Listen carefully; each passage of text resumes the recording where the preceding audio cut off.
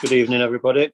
Welcome to the virtual meeting of the Development Control Committee. It's 6 p.m. on Thursday, the 25th of February, 2021. My name is Councillor Lee Bentley, and I am the chair of this committee, and my fellow councillor, Councillor Linda Broadley, is the vice chair.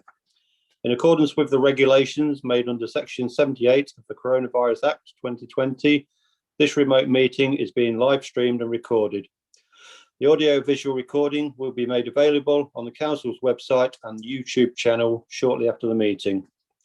All meeting participants are reminded to speak slowly and clearly in the direction of their device's microphone at all times.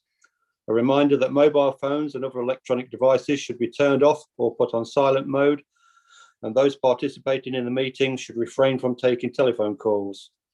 For the purpose of recording of attendance, I can confirm that the following councillors are present and participating in this remote meeting. Myself, Lee Bentley, Bill Bolter, the Vice Chair, Linda Broadley, Frank Broadley, Samir Hack, Jeffrey Kaufman, Amandeep Kaur, Claire Koswosley, Alan Lloydall, Richard Morris, and Ian Ridley. We also have the following officers in attendance. Samuel Ball, trainee solicitor, who is acting as the Democratic Services Officer. Emily Byrne, administrative assistant, who is shadowing the Democratic Services Officer. David Gill, head of Law and Democracy and Monitoring Officer. Richard Redford, Development Control Manager, and Adrian Thorpe, head of Built Environment. For the purposes of the regulations, I can confirm that before this remote meeting went live, all participants confirmed that they can see and hear all of the participants. This meeting will be conducted in accordance with the Council's adopted remote meetings procedure rules, a summary of which is attached to tonight's agenda for reference. May I also politely remind all participants that they must not act in a disorderly or disruptive manner or otherwise interfere with the committee's proper conduct of its business. Thank you.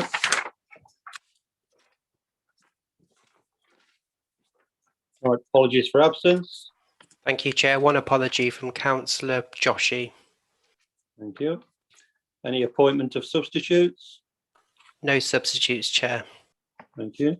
Any declarations of interest?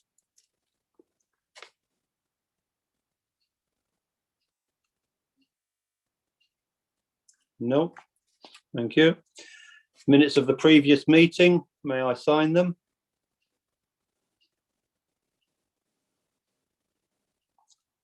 Yes, thank you. All right, report of the Development Control Manager, application number 20/00541/FUL, 32 Grange Road, Wixton. Mr. Redford, would you like to give your report, please? Thank you very much, Chair. The application before you this evening is for as set out in the main agenda, a single-storey rear extension. Projecting out from the rear elevation by a distance of 3.5 metres, it will extend across the width of the dwelling by 5.7 metres and will be 3.3 metres in height to the highest point. There is a central roof light in the flat roof. The reason it is before the planning committee is as the applicant is a council employee. If we look at the slides, the PowerPoint presentation, if we can move to the, thank you, Sam, the site location plan there outlines the application site in red. The next slide shows it in more detail and gives an indication as to where the extension is. It's the dark shaded grey area. The next slide shows the existing elevations and floor plan. So at the rear, it is where the conservatory exists. The next slide shows the removal of the conservatory and the erection of where the single-storey extension proposed is located. You'll see from the side elevation, the elevations, that the openings face into the garden area and that it has a glass lantern on top of the flat roof section. The next slide, thank you, shows the site, and the application site is that where the red arrow section is located. Just underneath the number 32, is the existing conservatory that will be removed in order to facilitate the proposal. As set out in the application agenda, following the initial submission, amendments have been sought and obtained that show a reduction in the proposal to that set out in the paragraph that details the dimensions of the proposal. The application forms as set out in the report indicate it will be constructed of materials to match the main dwelling. The relevant policies are policies 6 and 44 of the local plan, which need to be read alongside the residential development supplementary planning document. As set out in the agenda on pages 12 and 13, officers are of the opinion that the design appearance in the amended form as shown on the slides are such that they are appropriate and in keeping with the existing dwelling, whilst also comply with adopted policy. The depth of the extension in the amended form is such that it complies with the SPD in terms of maximum depth on the boundary. In terms of the 45-degree, the notional 45-degree line, it is acceptable within that remit when read alongside the adopted policies and the remainder of the SPD.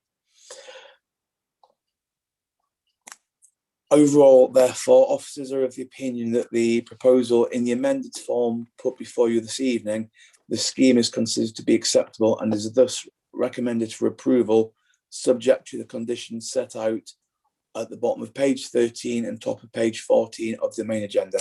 Thank you, Chair. Thank you, Mr. Redford. Could I just ask one question initially? If the applicant wasn't a council employee, would this have come to committee? No, Chair, it would not. Thank you. Councillor Hack. Thank you, Chair. I was going to ask a similar question because when I read the papers or when I read the application digitally, it didn't look like that there was any reason for it to come to committee. So that was going to be my question. So if it complies with all our planning policy, I know, Chair, you haven't moved it. Could I move that we approve the application, or do I have to wait? No, you can move it if you want. And I'll second it. Okay. Thank you. Councillor Broadley, you did want to speak, but you took your hand down now. I was going to move it, Chair. Okay, thank you. We have no more speakers. So it's been moved for granting by Councillor Hack, seconded by Councillor Kaufman. Can we have a vote on in favour, against or abstaining, please? Mr. Thank Ball? you, Chair. Councillor Bentley, For. Councillor Bolter, For. Councillor Linda Broadley, For. Councillor Frank Broadley, For. Councillor Hack, For. Councillor Kaufman, For. Councillor Corr, For. Councillor Kozlowski, For. Councillor Lloydall, Sorry, 4. thank you, Councillor Morris, For. Councillor Ridley. For. That's unanimous, Chair, in favour. Thank you. That application is approved. I don't believe we have any other items on the agenda, Mr. Ball. That's correct, Chair. Okay, then thank you for your attendance and I will close the meeting. Thank you very much.